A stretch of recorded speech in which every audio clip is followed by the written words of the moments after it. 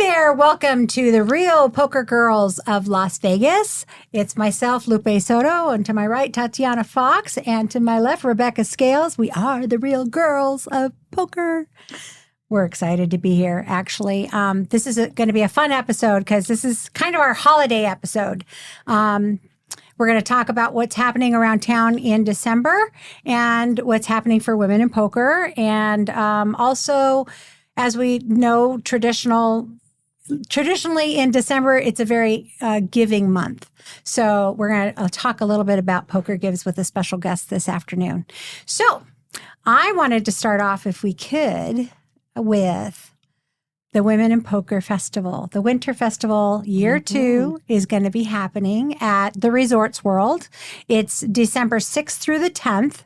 And it's going to be a little bit different than it was last year, just in that the real estate has gotten really, really pricey around here. Poker rooms are jamming in Las Vegas. So in order to get what we want for women's festivals of any kind, we kind of have to play with what they're already doing. And the Resorts World is also going to be running a festival at the same time. And it's going to be a 3-week long festival. There'll be the first week is all of their events. The second week will be the ladies, and the third week will be their finale. So look for that schedule coming out soon. But if you'd like to take a preview of what's happening, and it's not completely set in stone, but it's pretty darn close, just go to womeninpoker.com. We have only no limit hold'em this time, simply because there's not enough time and slots for us to have a mixed game. But we'll figure that out in some way. But that's what's happening. And also, this is the off year for the Women in Poker Hall of Fame. Oh. The Women in Poker Hall of Fame is every other year. Okay. And last year was that. But we want to make sure that the spirit of the Women in Poker Hall of Fame is still there. And so we're going to have our bounty tournament anyway. So we're gonna have the hall members who we'll have a regular bounty tournament that it's a double chip bounty. So from your buy-in, of course, you'll get $50 for anybody you knock out. But we'll have special prizes if you knock out one of the hall members who will be in the field to play. So that'll be a fun thing.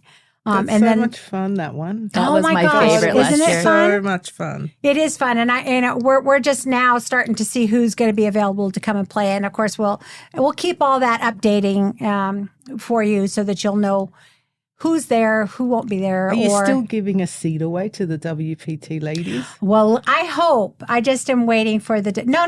No, it wouldn't be for that because the WPT lady starts the same day as we do. Wow. They start at 11 o'clock. Mm-hmm. And at 11 a.m., our first tournament is at 6 p.m. the same day. Oh, wow. So basically, for those people who either busted out of the WPT Ladies Championship, or if you have not interested in paying $1,100 for your buy-in, come and play the Women in Poker Festival, because all of our buy-ins, of course, are a lot less than that. And our championship is $360 like it was last year. And the good news is we're going to have 3 first days. So we'll have day 1A, day 1B, and day 1C. So you'll have 3 opportunities. It will be best bag forward. So if you do bag in one and you want to try again to get a bigger bag, you're welcome to come and join us. So it's best bag forward. And let me tell all of our poker people, because in Vegas, like she said, poker is booming. And last year when I left the Hall of Fame and I went over, I had to be an alternate. So don't do your late reg pro stuff. Show up on time. Right. Because I was an alternate. And yeah, that's how busy it is in Vegas right now. You can't do it. It is. And there's going to be so much happening. Yes. There's going to be lots of poker to be played. Everybody's kind of turned the winter season for poker in December. And of course, that's the WPT's doing. It's always had some poker, but nothing to this magnitude. So I'm excited that we have 2 major time seasons in Las Vegas, which is, of course, the summer for the World Series of Poker, and then in December for the World Poker Tour. And heck, I'm just going to say it. And then we have ladies all the time in both of those. How do you guys feel about the WSOP throwing in the mix their series at the same time as WPT? Well, the WSOP, in my opinion, shot themselves in the foot because they're going to be in the Bahamas at the same time as the World Poker Tour's championship here in Las Vegas. It's expensive to get to the Bahamas. It's it's a first year try. And I know how hard it is to try something new and to get it out there. Now, granted, of course, if they're the World Series of Poker, they pretty much can make their schedule and expect people to show up. And they will get players. They are going to get players. Well, they're giving away seats like crazy on WSOP.com. There you go. Yeah. So they'll feed it as much as they can. The challenge is that WPT knocked it out of the frickin' ballpark last year. And everybody's talking about it still. And we know, all of us who were in attendance or played in it, were just so excited about everything. You know, it's like the game was good. The festivities that they had around the games were good. The tournament structures were good. There wasn't a bad thing to say, in my opinion. I haven't heard any negativity at all, except for they did want more swag. WPT, they want more swag, just saying. So, in my opinion, WSOP kind of didn't do a good thing for themselves. What do you think? I feel the same way. I feel like it was drama. Drama. I feel like you want a bracelet so much, but it's just so difficult there for intermediate players to get their accommodation. It's expensive. Yes. And then Vegas has everything. Like you can get a good room, all the other festivals around it. So it's like what to do, Many, many choices for poker. which is good Yes. for the average player, right? Yeah, and you know, you'll have the WPT with the pretty significant. I mean, come on, it's the WPT, so we're going to be having really higher buy-ins there, and then but around town there's going to be some more moderate buy-ins. So it really doesn't matter if you're here for the main events or if you're here to just to play poker and enjoy, you know, all the camaraderie that Vegas brings together for poker. And of course, for us girls, we got to come back for the Women in Poker Winter Festival, because that's going to be an annual event that I believe will be a highlight for all women in poker. And we're going to do something fun and different this year. That's my favorite. This part's your favorite? I love that. I love that logo and I love that whole thing. It makes me excited. Oh, that's so great. Well, we also have one other thing that we do here in Las Vegas as poker girls in Las Vegas. And this year is the 15th year. We host what we call the PFF holiday party. And PFF is Poker Friends Forever. We coined that phrase years and years ago, and we decided to have a holiday party every year. And it's usually at one of the gals' houses here in town. It's not my house because I got a little tiny house usually, so I have to borrow all my friends who have big houses. And we all get together, and there could be 50 people there, 50 girls. It's always in December, and we potluck it, eat too much, laugh and goof around, and then we have the gift exchange. And that gift exchange, I'm sure you've heard of it, where you can steal presents from other people, after they open it. And if it's your turn, and if you like what Tat had and what she opened, you can steal her stuff and that kind of stuff. And it's always a good time. It gets fierce. This year, we're going to do a little bit of a twist. It is our 15-year anniversary of the PFF party. And because everybody's going to be in town for the Women in Poker Festival and for the WPT Ladies Championship, we're going to move it into a casino. We have and I have to say that this is a soft announcement because I don't have the contract signed yet, but it's coming. We are going to have our 15-year Poker Friends Forever holiday party at the Sahara Poker Room. We're going to take it over at 6 p.m. on Tuesday, the 5th of December. So right before the festivities start. It's just a fun night. It's a meetup game. We'll have all the ways for you to sign up. You can sign up to play. Okay, we're going to play poker and have this damn exchange. It's going to be so much fun. Look how excited you are. I know. She's excited. I'm scared. Yeah, I'm scared. It's hostile. No, it's not. It's amazing. So they're lovely. We're gonna offer Hold'em, No Limit Hold'em. We're gonna have Omaha games and horse for those people who want to play it, and it'll all be pre-registration. And if you don't come online and pre-register, you can't guarantee yourself a seat. And if you're late, if you're more than 10 minutes late, I'm giving your seat to an alternate. Just saying. What about the potluck? No potluck? We can't do a potluck. Okay. We can't do a potluck because you can't bring in outside food. It's a casino, right? Okay. We just might. Oh, have somebody bring something of this. Oh, somebody bring something of that. And, things have changed over there. But technically and officially, there will be no outside food. Well, and they have amazing food there because they open They that chicken do. peas and they have the taco place. They have really upped their game in their restaurants over there. do. I can't even tell you. Plus, if you are anybody like a football fan like I am, the Sahara Poker Room has this gigantic screen, and you're sitting right next to it. So you're like at the drive-in theater up there looking. It's a fun place to play. I like the Sahara Poker Room. Nice. And it's only, I think it's like 7 tables or 8 tables, something like that. But they're going to give them all to us, and they're going to close down everybody on the outside. So we can accommodate up to at least 70 or 80 players. No, not that many. So Probably are you 70. Officially now putting it out in the universe, inviting everyone? We're inviting everybody, but you're going to have to pre-register, and it'll be on the Lip site because this is going to be our first in Vegas. We are launching the Lips meetup games around the country. Oh, cool. So we're going to have Lips meetups games. There's going to be one in Baltimore that's coming up pretty soon. And also we're going to be in Kentucky and also in, is that New Hampshire or is it Delaware? It's up on the East Coast. It's one of those little teeny tiny states that I never could figure out what they are. But so we're going to be having meetup games all over the place because we believe that women want to get together and we want to hang out and we want to do it more casually. Of course, poker is kind of a serious game. You're playing for money and stuff, but it's easier to socialize and to have a potluck or do those kinds of things around a cash game than it is in a tournament. You know that if you carve out and say, hey, I'm going to go to this cash game, I can only be there for 2 hours. Well, you could put down your money, you could play for 2 hours, you can hang out with the girls. But if you sit down for your tournament, it might be a 6, 10, 8 hour, 10 hour commitment, So meetup games have their place. And I'd like to see more meetup games happening everywhere. So if you are somewhere where you want to host a meetup game for the Lips Tour, just let me know. Lupe at lipstour.com. And we got all official. We got a cool new logo for it and all this stuff.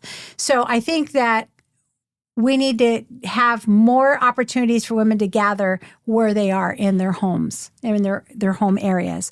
So that's going to be our meetup game out here in Las Vegas. And I know the World Poker Tour is doing a meetup game, and it's not official, but it is official.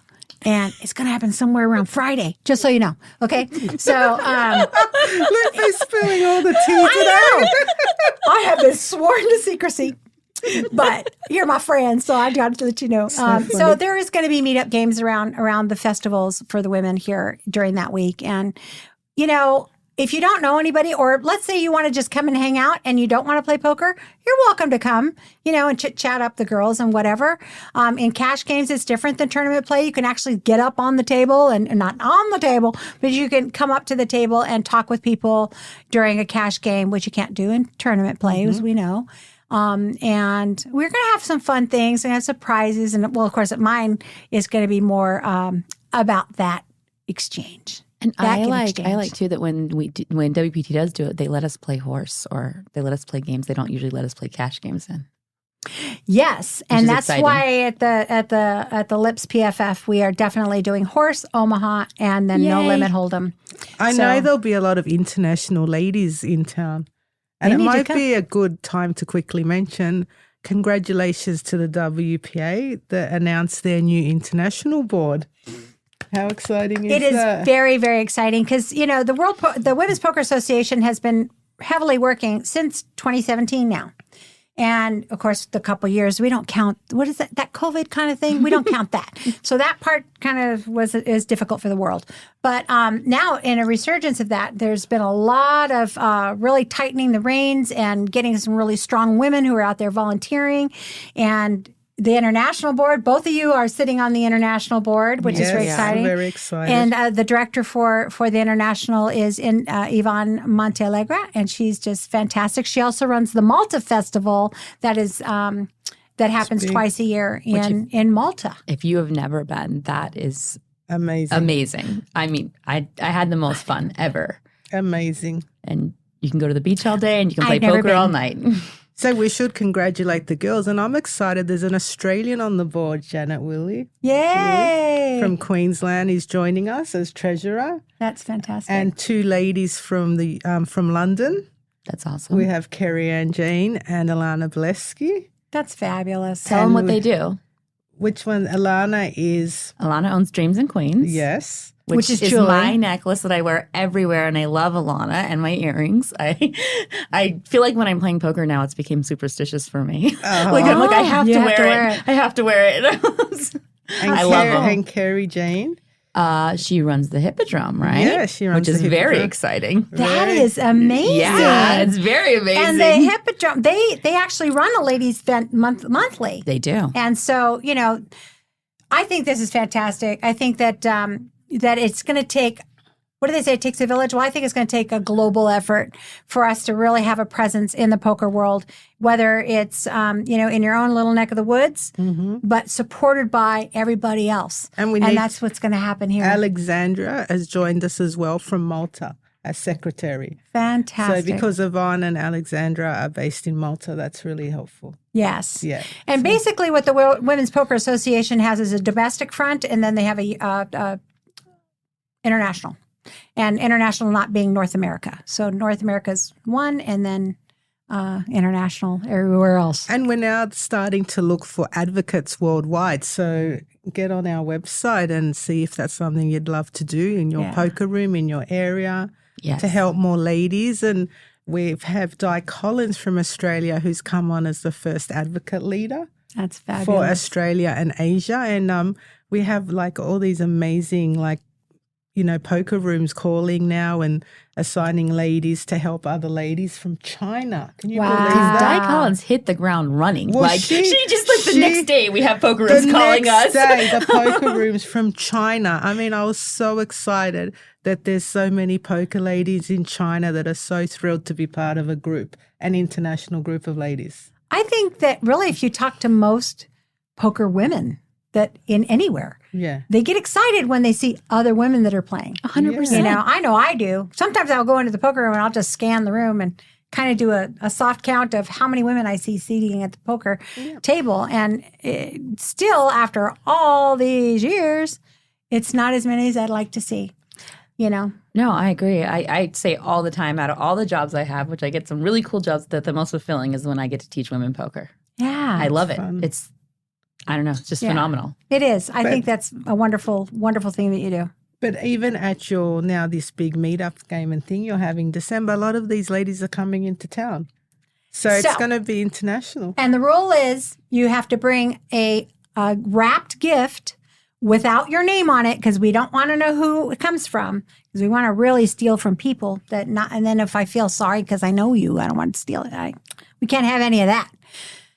You bring, and it can't be more than a $25 gift, and we would like it to be poker related.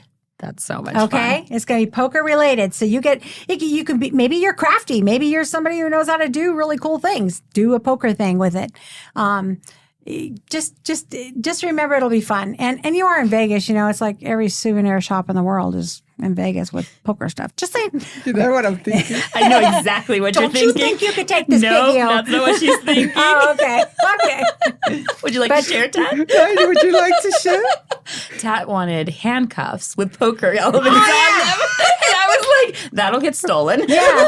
She's like, you think if I bring handcuffs, it'll be okay? And I was like, how is that poker related? That's poker related. I didn't say that. I did. Yeah, I'm the bad one. Wait. I have a question, though. So the lips thing you're doing, PFS, that's very different from the 20 on 20. What is that? Oh, well. Okay, that is very, very, very different. That's our end of the year. The PFF holiday party is the end of the year party that we do every year here in Vegas. Like I said, it's been 15 years. But next year, 2024, is the 20-year anniversary of the Lips Tour. Holy crap. And I feel every one of those 20 years. But we're very, very excited. We have a new promotion that will be happening for our anniversary year, and it's going to be 20 stops for 20 years. So right now we are booking out 2024 all over the place so that we can have women that be able to come to a Lips event in hopefully their neck of the woods in 2024. And this is a big deal. It's huge. I mean, 20 years, there is, well, actually Poker Chicks, which is really not a tour of any kind, but this is the longest running poker tour for women in the world. And it's, I think, the most popular. You know, people know who Lips is, and they should. It's 20 years old, you know, and the Lips tour has been affiliated with pretty much most poker entities that are out there. Definitely the World Series of Poker helped with a big way getting the launch of the tour in the early years. The World Poker Tour allowed us to be the ladies' night when they used to have their big ladies event was a charity event. Lips was involved with bringing the women in, and also when it went to the television portion of that, we ran a tournament, and then the winner of that got to be invited as the non-invited person on the stage. So the sixth seat on the stage, which was also a very, very big deal. But in the spirit of giving. Right. It's perfect. Yes. We are in... It's like December. I said, it's December. And, you know, we talk about poker players and we talk about the generosity that you see in the poker industry from so many poker players. I mean, you see a lot of different initiatives going around.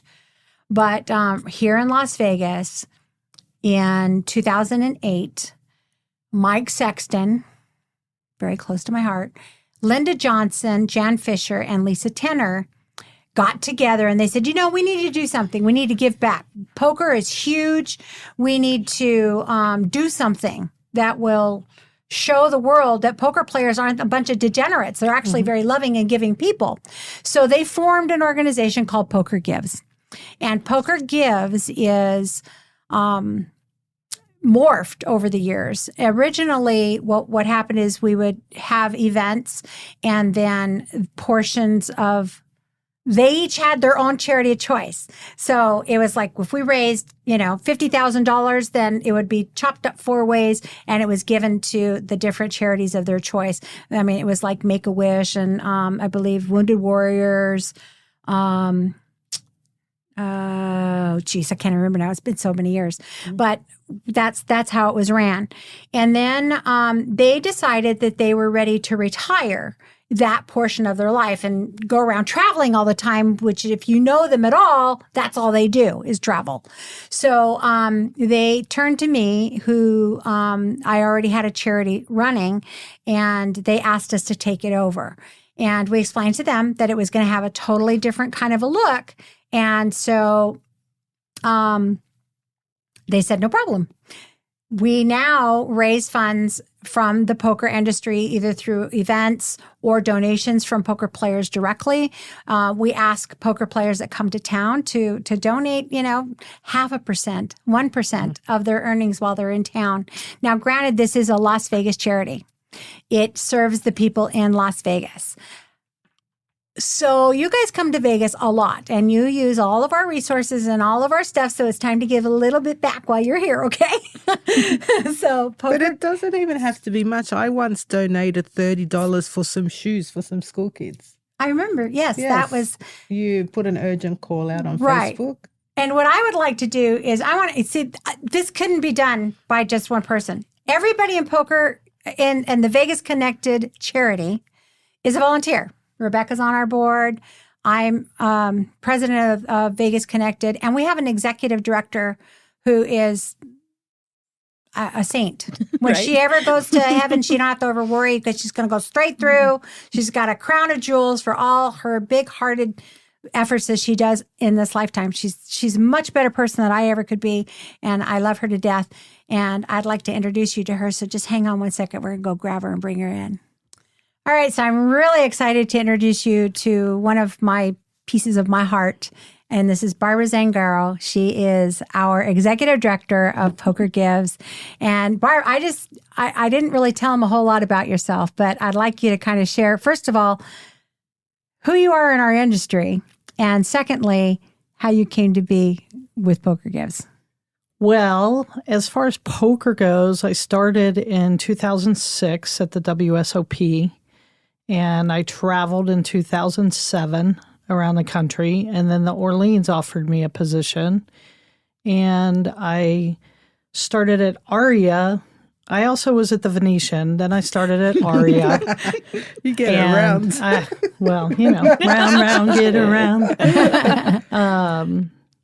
And then I left Vegas for a short time in 2010, and I came back, and I went back to Aria, and I stayed with them and the Orleans. I went back to the Orleans and became one of the tournament supervisors at the Orleans, and also worked at Aria full-time as well until 2020. I actually left right before COVID and just went down to one job because I'm old and I couldn't do two jobs anymore.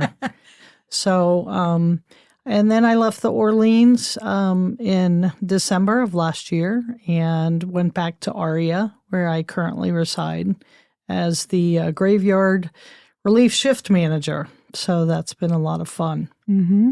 So, and Barb is being modest because everybody knows her. 100%. I mean, if you play poker in town, you know Barb. You don't have to say anything else. Just say, "Do you know Barb?" "Oh, yeah, we know Barb," because she takes care of her players everywhere that she's at. She's amazing. If they have her on staff, they're lucky to have her. Just saying. well, thank you. Yeah. Appreciate that. So let's talk pre-poker gives. What were you doing? Pre-poker gives. So in 2013, I had a friend who was actually, I met through poker, and she was just a very loving woman. And she would make fruit trays for her trash man and mailman and cookies, and she passed away.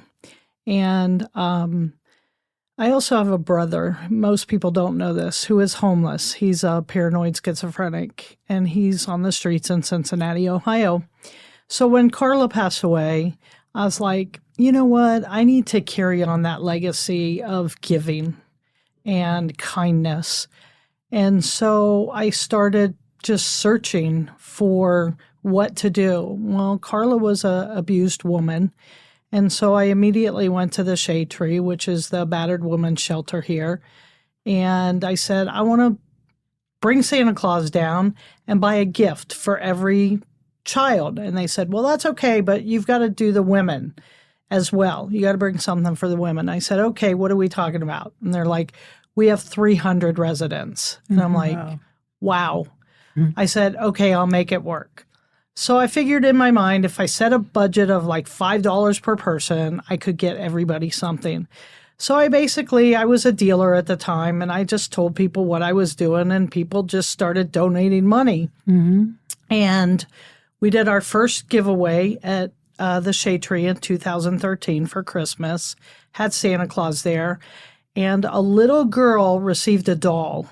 And this doll was about 3 feet tall, which is about what the size the little girl was. Mm-hmm. And she went up to her mother and she goes, Mommy, Santa Claus came here for Christmas. Oh. My friend and I turned around and just started bawling. Mm-hmm. And I said, with every breath and strength I have in my body, I will never stop giving. Mm-hmm.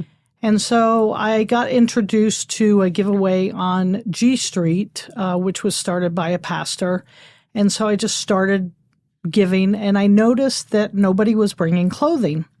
So I started asking people, hey, you're cleaning out your closets. Instead of giving to Goodwill, give to me. Because, it was freezing outside. And the stories I could tell you about the people that come through our line, but we had mothers with children who just wanted a blanket because it was cold outside. And so, I started there. Well, then COVID hit in 2020. So I show up, 7 years fast forward, I show up to give out clothing, and the church did not show up for their regular food giveaway. By then you're already with Poker Gives. That is correct. I joined Poker Gives, I think we decided, 2015? I can't remember now, but I'll tell you what happened. Barb comes up to me and she says, do you need an executive director? And I said, what? Come on, that wasn't exactly what I said. No, it was. I said, I need a charity. And you said, I need an executive director. Okay, so I like my story better. But anyway. Sounds about right, Barb. She goes, I just need to know a little bit about it. And I said, well, to be honest with you, we are an all-volunteer organization, and everything that we collect goes back into what we're, whatever our service is. And she goes, that's what I needed to hear. Yeah. And that's basically was the marriage of Barb and Poker Gives. And we've been able to expand our services because of this woman. Well, and it's very frustrating for me. I'm sure a lot of you know, but a lot of charities, 80% goes to administrative cost, which means 20 cents of every dollar goes to the programs, right? Which is, it should be reversed. Mm-hmm. And that was the one thing I told Lupe. I said, the only reason we should ever have somebody paid is if we get so big or get such a large grant that we need someone to administer it. Mm-hmm. And so we were both on the same page with that. So anyway, I just started COVID, the day that COVID hit. That's right. COVID came in. I'm there with clothing, I bought a truck, my own money. Yep. And I put it into service, and there was probably, the church didn't show up, and there was probably about 100 people there. And one of the guys yelled out, "Hey, you got any food?" And I was like, "No, I just bring clothing." I said, "Have any of you eaten today?" And like 3 people raised their hands. Oh, wow. And I said, "Hold on, guys." It had already been like 3 days that we had shut down. Right. In COVID. Right. Yeah, they hadn't eaten at all. Right. And so my friend was actually down there. She had driven my car down because we had so much stuff to give away. She had driven my car down. And I said, "Here's my credit card. Go find a pizza place that's open and buy $100 worth of pizza." I think we ended up buying $120 because we got 25 pizzas at Little Caesars. Mm-hmm. So I think they're $5 each. And I had happened to have just bought some Sunny D. And Kool-Aid packets. So I had Kool-Aid packets, Sunny D, and I told everybody you can have 1 piece of pizza, and if there's any left over, come back through the line. And everybody was so appreciative. And so I called Lupe up that night, pretty much in tears, because I was just so heartbroken. And I said, "Lupe," "I don't know that the church is ever going to come back." Mm-hmm. Everybody was afraid to come back or to do service work COVID, at all during COVID. Right. It was a scary time. Yeah. Well, and what I found out was the church told them that they could not go out because they were condoning a large gathering of people, which would spread COVID. And, right. Well, and also the demographic of the volunteers, a lot of them were elderly. Right. And so they were at the highest risk. Right.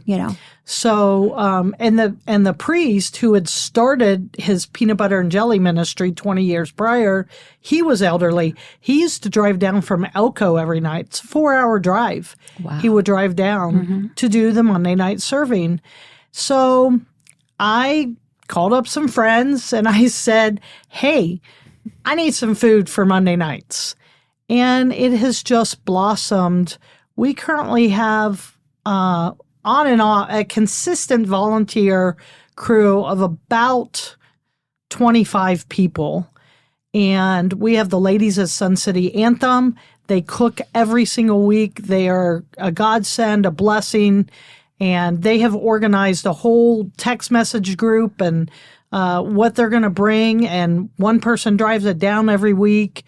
And then, I've got Tanya and Leland Wolf who come. And Leland is a godsend because he unloads my trailer every week and loads it back up. And Derek, who does our beverages, Mary, who does, and Brenda Johnson come down, and Mary gets supplies from the Orleans. She's, I could go on and on about our volunteers that have help to get food. And then I do want to give a shout out to some businesses. Guys, the Olive Garden donates to us. We currently have 3 Olive Gardens that we get food that they would otherwise throw away. Soups, lasagna, sausages, Chick-fil-A donates food that they would otherwise, biscuits and chicken. We have Whole Foods that donates to us, and Red Lobster are our current restaurants that give us food. So that really helps a lot. And then we have one lady every week. She says it's my tithe, and she gives 3 tubs, huge tubs of salad every week. And we always make sure that they have a protein, a starch, and a vegetable, and something to drink. And because of you guys and your generosity, we have been able to buy a commercial coffee brewer, a commercial rice cooker, commercial food processor. Yes, some the food warmers to keep processor. all our stuff warm. Wow. And so that's where your money's going. Yeah, we bought a baker's rack, and I bought Lupe got a insulated cover for it because we bring down so many trays of food. We are currently feeding at least 400 people every Monday, and we're also helping out on Tuesday nights. Another lady, they used to call her the soup lady. Her name's Crystal, and she runs Zen Kitchen. But we've been helping her out as well, too, because I get a lot of food donations. So it's good to be able to give. We have a lot of charities, small charities, that work together. As they say, it takes a village. And it does take a village, because we have Trudy with the Compassion Initiative, Kim, who runs Setting the Captives Free. Kim actually took over Monday nights at G Street so that I could move down to the courtyard, because G Street still has probably 70 to 100 people that they feed every Monday night. And there are homeless encampments all over town. And I'm not going to get into all the homelessness, but Las Vegas has about 16,000 homeless people at any given time throughout the city.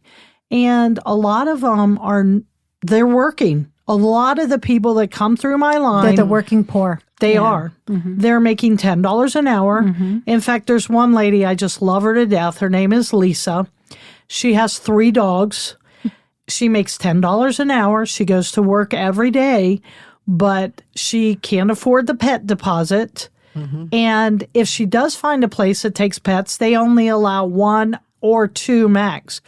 Well, which dog do you decide to get rid of? As a dog person, She's got a lot of dogs. we're not going to go there. We're not going to put on public record how much I have. So, but and that's the other thing.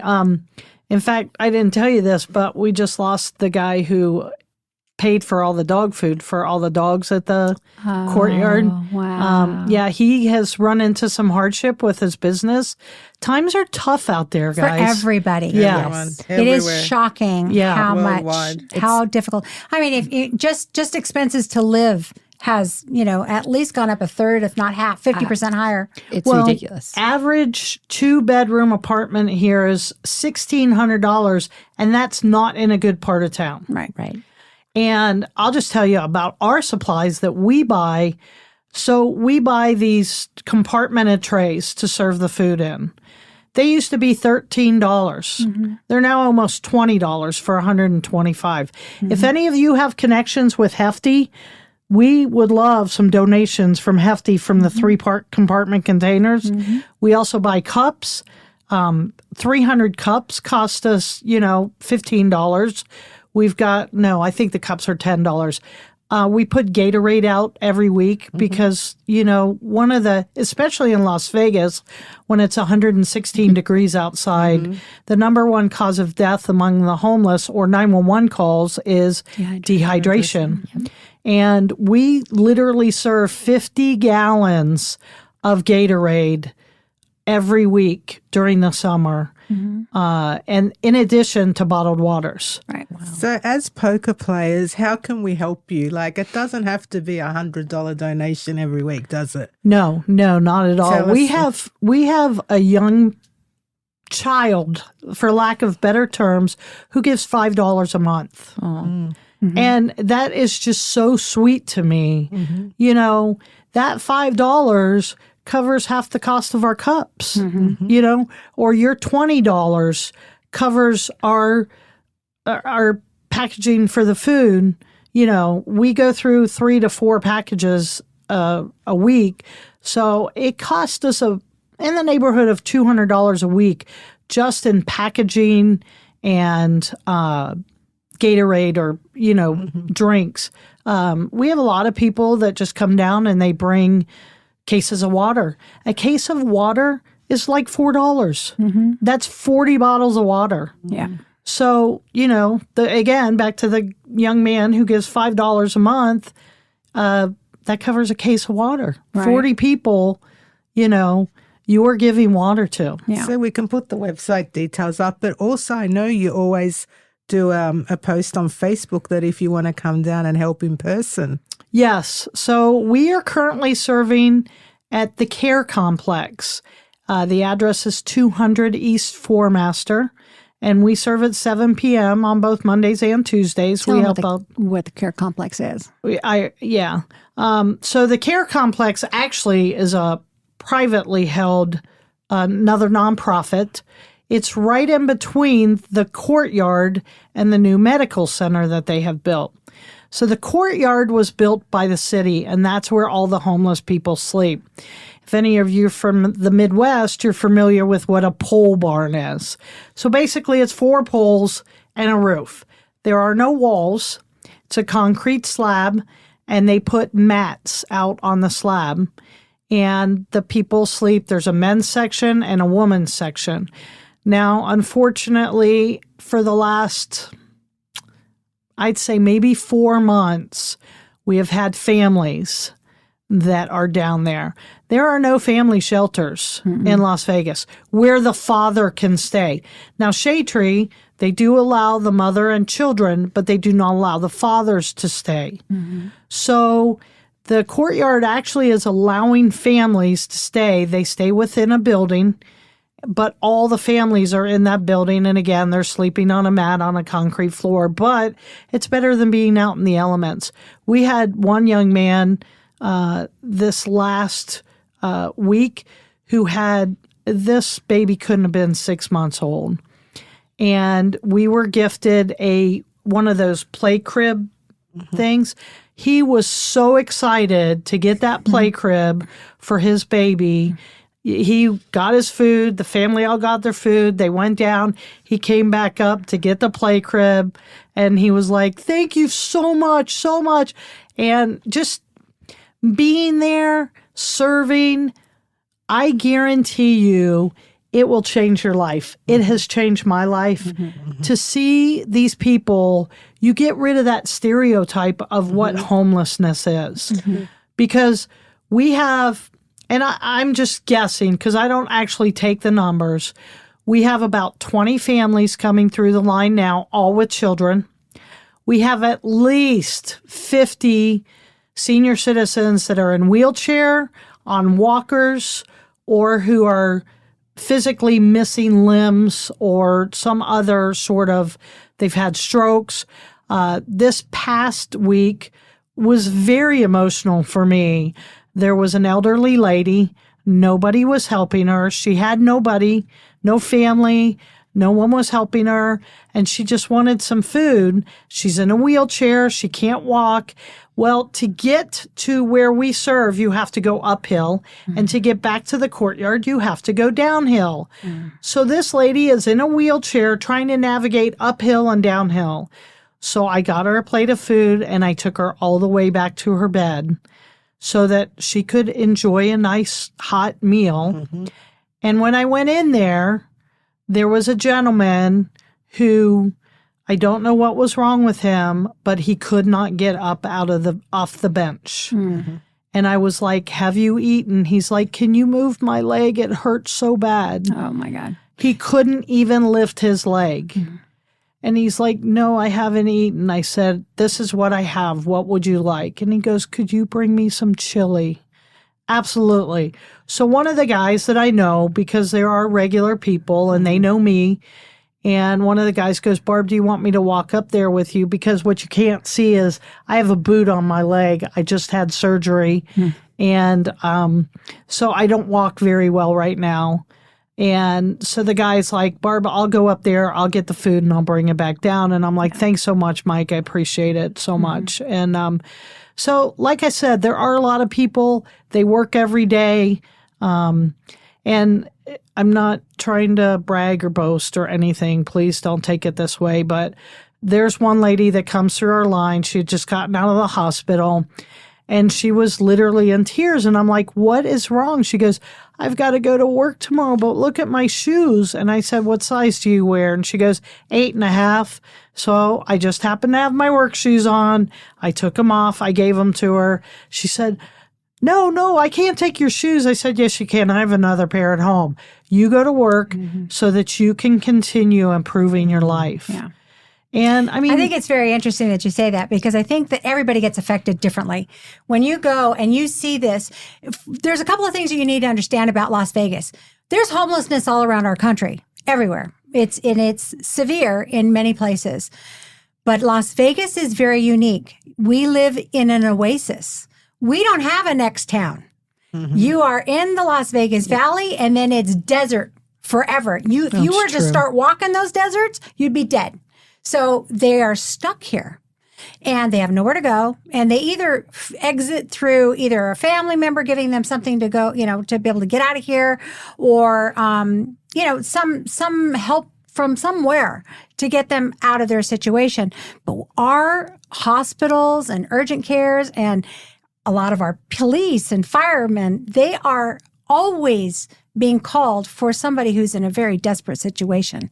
And it's hot here. Well, that's what I was just going to say. If we can't give money, I know we're getting ready to get cold. Can we get blankets? Can we give, is there stuff you need? 100%. Is there things that we can get in our household? So in the wintertime, they love hoodies and blankets. And gloves. Yes, socks. gloves. Socks. I call them beanies, what you put on your head.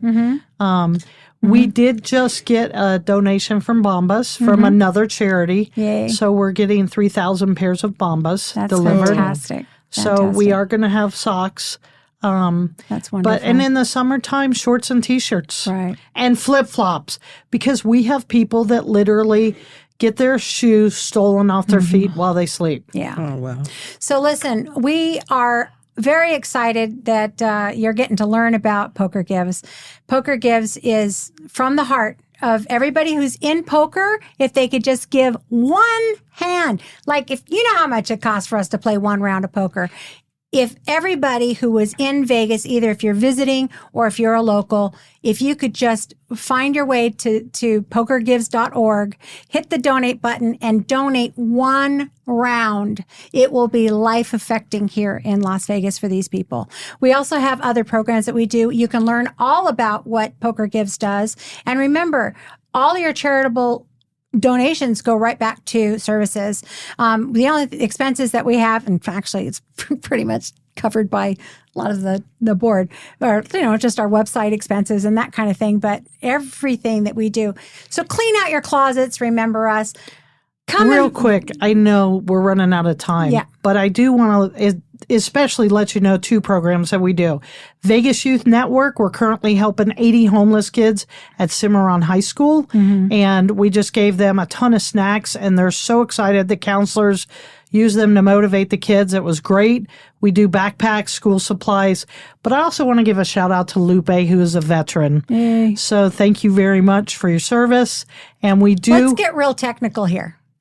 I don't have veteran status because of the way the military worked and how I was actually given opportunity to work and get my education. I had to give back 4 years, but because I didn't go to boot camp, I don't get to be a frickin' technical. But I did serve and I did all that other stuff. And you still get to go on base. Oh, yeah. And do so all that stuff. we do have for the boots. Yeah. So, if you'd like to give to the veterans, you can designate that as well. that you want that to go straight to the veterans, and Lupe will make sure that that's taken care Oh, of. absolutely. And whenever you're at a Lips event and you see all that jewelry and all the hats and all that kind of stuff, we're raising funds. And go buy. If you're going to be shopping for Christmas, go buy crap from there, because that money goes right back to the services and not to, lining pockets. So please, and if you join see us. Barb's at the Aria, just throw her a $20 bill. Yeah, just That's right here. This is simple. for this. That's Here's for that. simple. And just so you know, I do keep it all separate. Yeah, she does. She's always, hey, by the way, I just deposited $520 from all last month of all the collecting or whatever. Yeah, she's very, very good about that. And if you would like to volunteer, maybe you're really good at something that we could help with, the website or different things like that, give us a call. It's Lupe at pokergives.org or Barb at pokergives.org. And, we could really use your assistance. You guys, there's a lot of holiday fantastic things happening. We have, between poker in December out here and getting together and I call it the reunion of the heart, when all the women get together and come to town. I love that. And if you'd like to learn more about how you can help out here while you're here in Vegas, or if you're a local, please go visit us at pokergives.org and learn more about who we are and what we do. Thank you for your service, Barb. Yes. Thank you, Barb. You're amazing. Nobody works harder Amazing. than this one right there. That is 100% Thanks true. for coming in today. Yes. too. Well, thank you for having me. I appreciate it. Thanks for giving me the platform to tell what we do. And I'm telling you, it's from the heart, and it will change your heart. So come join us. Yes. And that's it from us at the Real Poker Girls of Las Vegas. And Barb's a Real Poker Girl of Las Vegas. She is. And we will see you again in our next episode.